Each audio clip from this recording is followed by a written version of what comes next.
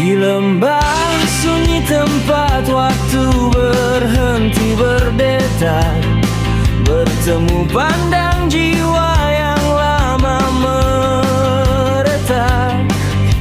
Kau cermin purba dari rindu tak bernama. Aku sungai beku yang cair dan sapa. Bukan sekadar tatap, ini adalah pengakuan bahwa sebelum ada kita telah ditakdirkan.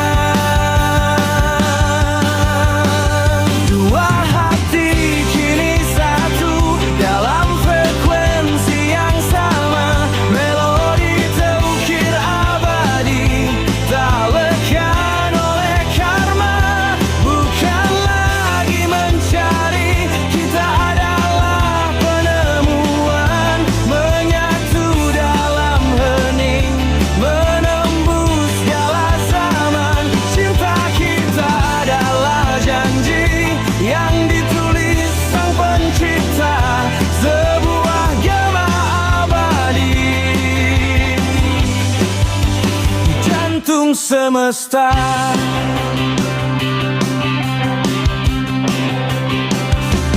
Jejak langkah kita bukan lagi paralel yang pisah, namun satu jalur cahaya di hamparan yang basah. Kau adalah musim semi yang tak pernah layu.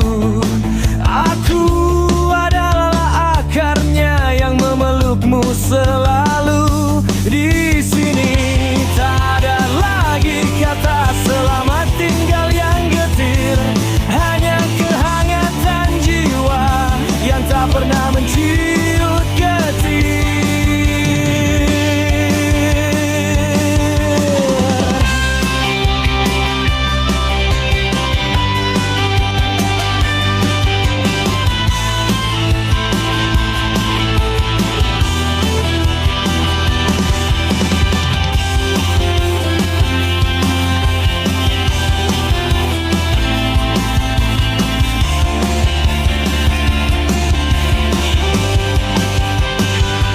Ketika malam menjatuhkan tirai tanpa bintang, kita adalah galaksi yang saling menerangi bimbang. Kita melampaui batas dari darah dan juga daging, menjadi konsep murni yang tak mungkin terperangkap jeri. Ini bukan akhir kisah, tapi permulaan tak terhingga. Sebab di matamu aku melihat waktu tiada. Dua hati kini satu dalam frekuensi yang sama, melodi terukir abadi, tak lekang oleh karma.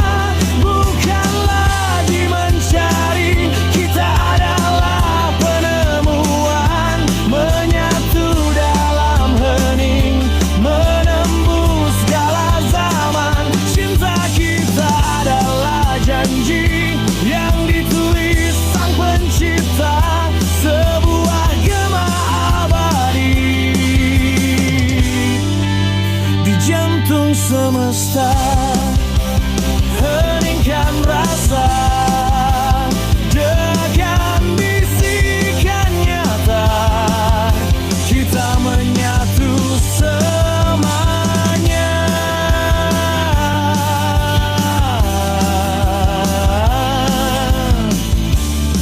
dalam keabadian cinta.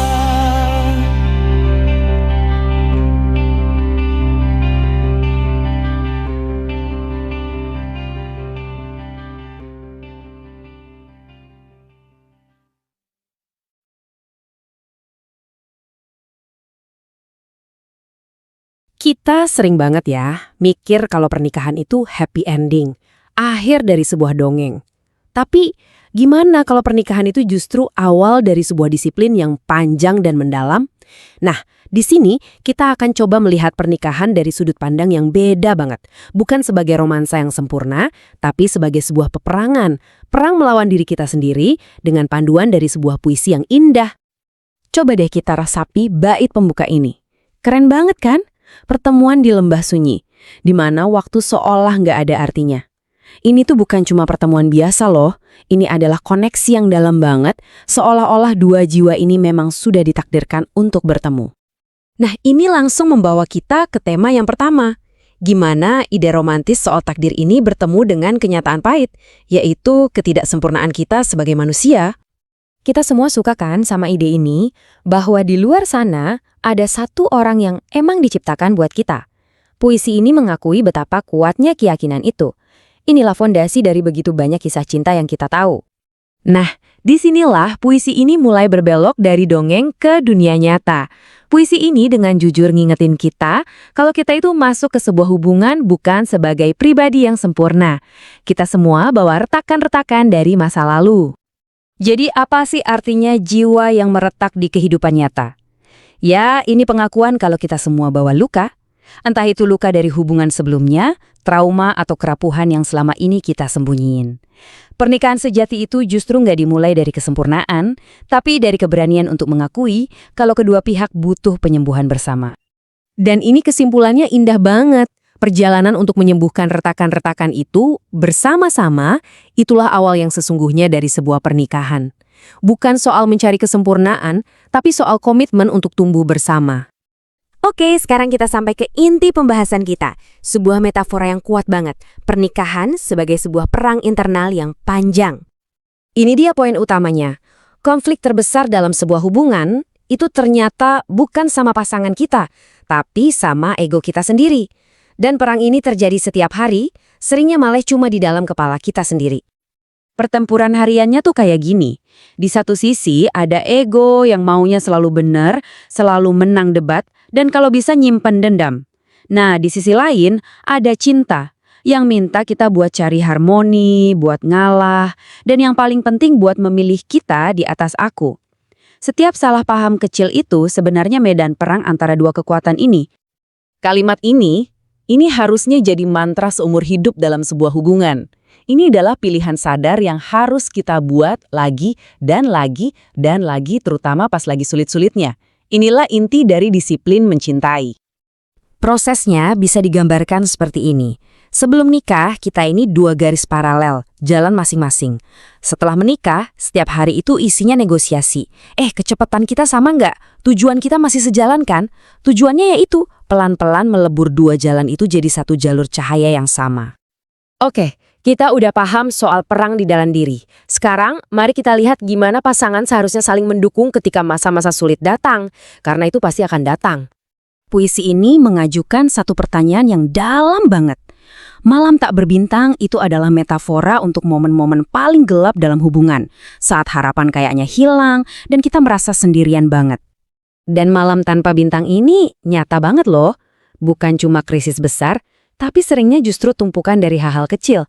Jarak emosional, stres keuangan, salah paham terus-terusan, yang pelan-pelan bikin hubungan jadi terasa gelap dan dingin. Dan jawaban dari puisi ini luar biasa.